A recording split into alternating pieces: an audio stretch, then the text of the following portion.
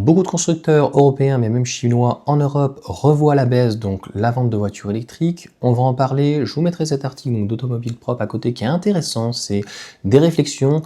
Pourquoi tous ces constructeurs donc ont enclenché la marche arrière sur l'électrique? C'est pas qu'ils ont enclenché la marche arrière sur l'électrique, c'est que malheureusement, malgré l'offre, eh bien, il n'y a pas de demande. J'en ai déjà parlé pour beaucoup.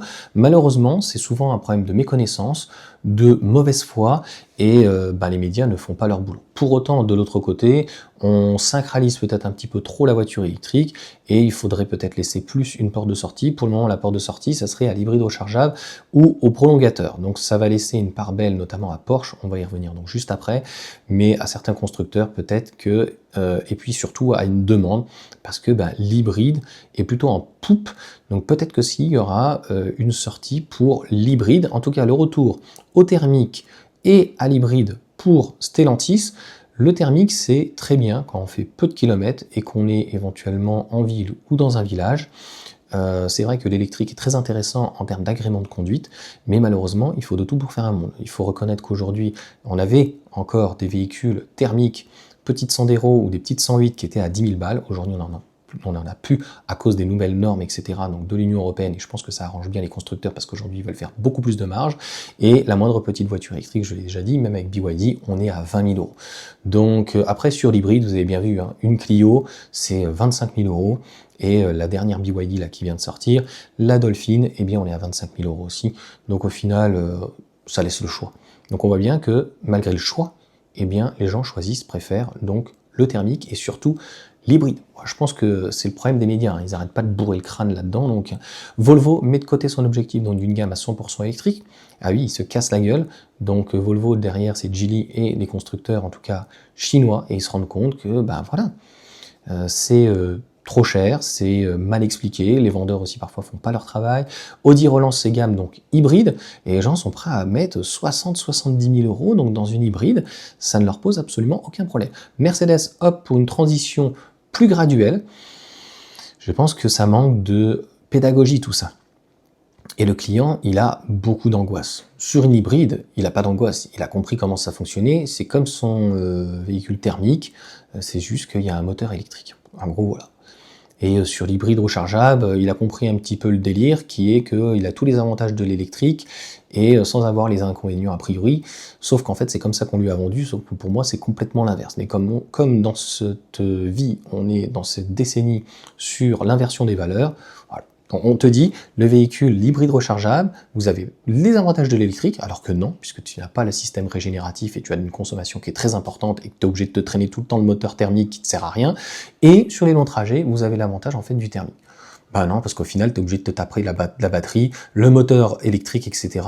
Et que finalement, tu n'as pas une efficience qui est top et tu as une consommation qui est importante. Donc à un moment donné, il vaut mieux un véhicule électrique qui soit très efficient. Et puis voilà. Pas de recul sur l'électrique, donc des BMW, mais une approche pragmatique et prudente. BMW est très bien positionné, donc en fait, ils laissent le choix, en fait, sur de l'électrique ou du thermique, donc en fait, et surtout en termes de style, donc ils ne différencient pas. Donc dans ces cas-là, ça pose pas de problème. Porsche entretient une sorte d'ambiguïté, d'ambivalence, donc entre thermique, hybride et 100% électrique. Non, il n'y a pas de demande, et en fait, ils vont revenir, je pense, à l'hybride, ou même de l'hybride rechargeable, et ils ont la clientèle pour à 100 ou 150 000 €. Il y aura toujours des gens qui voudront acheter des Porsche pour se différencier et avoir donc un moteur Porsche. Volkswagen n'est pas timide sur l'électrique, mais garde donc quelques thermiques dans sa manche au cas où. Oui, pour le moment, on voit qu'ils se disent si l'Union européenne nous laisse une porte de sortie un peu plus grande, ça serait bien. On voit bien que même au niveau des Chinois, il y a un rétropédalage, puisque même MG donc, négocie un virage vers l'hybride pour conquérir l'Europe, notamment avec la MG3, et les hybrides rechargeables, EHS, etc. Pareil, BYD a fait beaucoup d'hybrides rechargeables, il va faire des prolongateurs, etc. Donc, et Renault dans tout ça. Bon, Renault, ils sont un petit peu, peut-être comme Stellantis ou quoi. Aujourd'hui, oui, on a, entre guillemets, une sorte de rétropédalage de beaucoup de constructeurs. Pourquoi ? C'est parce que c'est pas que ça leur fait plaisir, c'est que malheureusement, il n'y a pas de demande. Pourquoi ? Parce que je pense déjà, c'est trop cher. Et puis c'est surtout qu'on n'a pas les explications derrière, puisque même des personnes qui ont une maison et qui pourraient avoir un agrément de conduite qui est complètement différemment une boîte manuelle ou une boîte auto, eh bien, ils n'y placent pas forcément. Et donc, peut-être que la transition se fera d'une thermique à une hybride, à malheureusement une hybride rechargeable peut-être, à enfin une électrique.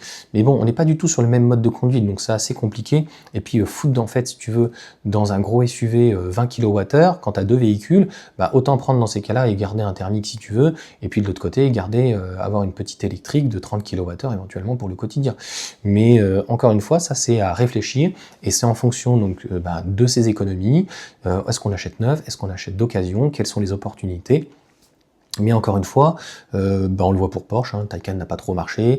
Pour Volkswagen, c'est assez donc timoré, et c'est surtout les marchés latins qui vont poser problème en fait dans l'Union européenne, parce qu'on parle souvent de l'Italie et de l'Espagne, mais il y a la Grèce, tout ça. Enfin, dès que c'est en dessous en fait de la France, voilà.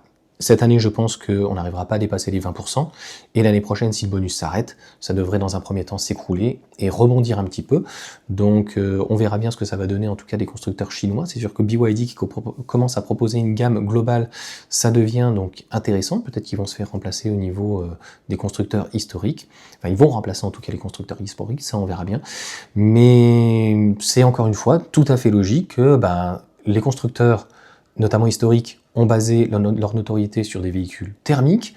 Il y a énormément de recherche-développement à faire sur un véhicule électrique. Très souvent, ils ne se prennent pas la tête, ils prennent un châssis thermique et puis ils l'adaptent, pour beaucoup.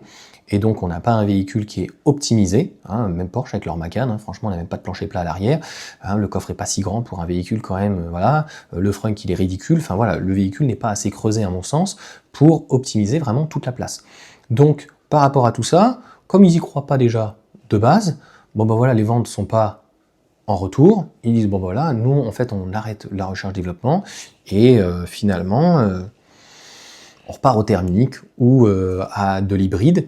Mais on voit bien que d'une manière globale, sur la voiture, d'une manière globale, électrique, thermique, tout ce que vous voulez, électrique, hybride ou autre, ou hybride rechargeable, ou même du diesel, de toute façon, la tendance est sur les volumes baissiers. Parce que de toute façon, les voitures, d'une manière globale, sont de plus en plus chères, et il y a plus en plus de contraintes, les péages, les radars, les ZFE, les routes, sont de moins en moins entretenues. On fait tout en fait pour essayer de bloquer les personnes, sans compter les assurances qui n'arrêtent pas d'augmenter, le permis, etc., de ne pas faciliter tout ça. Donc obligatoirement, toutes ces entraves font que les volumes, de toute manière, vont continuer à baisser. Les constructeurs le savent, donc ce qu'ils essayent, c'est au minimum de conserver une marge assez importante pour pouvoir proposer donc derrière, un minimum de recherche-développement sur des nouveautés, parce que maintenant, aujourd'hui, ça va tellement vite, pratiquement tous les 2-3 ans, on a des restylings, alors qu'en fait, c'est peut-être ça le problème, d'un point de vue économique et écologique, avoir un changement de véhicule tous les 10 ans, moi, clairement, ça ne me choque pas. Voilà, en tout cas, pour cette petite vidéo. La suite au prochain numéro, mais il y a c'est ça qui est choquant, c'est qu'il y a un très gros décalage entre la France, l'Italie, l'Espagne, l'Allemagne et les pays comme la Hollande, Pays-Bas, et même les pays donc nordiques, Norvège ou autres, où on est vraiment, et il y a l'argent, mais il y a une question aussi, il y a le prix du kilowattheure, mais il y a une question aussi, à mon sens, d'éducation, parce que par exemple en Belgique, même si le kilowattheure est très cher, on voit bien qu'il y a beaucoup de personnes qui ont des maisons, passent au photovoltaïque, mettent beaucoup de panneaux, et finalement ont des batteries stationnaires, ont éventuellement des véhicules avec du V2L, et font éventuellement donc un mix de tout ça. Donc preuve que il y a du potentiel, mais tout ça n'est pas forcément bien expliqué. Donc si on arrive déjà dans certains pays à 50% de véhicules électriques, je pense que ça sera déjà très bien. N'hésitez pas à me dire ce que vous en pensez. Est-ce qu'on arrivera à dépasser aujourd'hui, cette année en France, à plus de 20%? Moi, je n'y crois pas. À vous abonner. Donc on arrive bientôt aux 60 000 donc abonnés. Merci à vous. Et puis un petit pouce et à partager donc les informations. Donc je trouve qu'il y a tellement de travail encore à faire, et quand tu vois encore une fois cette année, mais surtout l'année dernière, comment les médias, les journalistes, on a bien vu, ils prennent un véhicule et puis ils n'arrivent pas à s'en sortir, tout ça c'est un très très gros frein.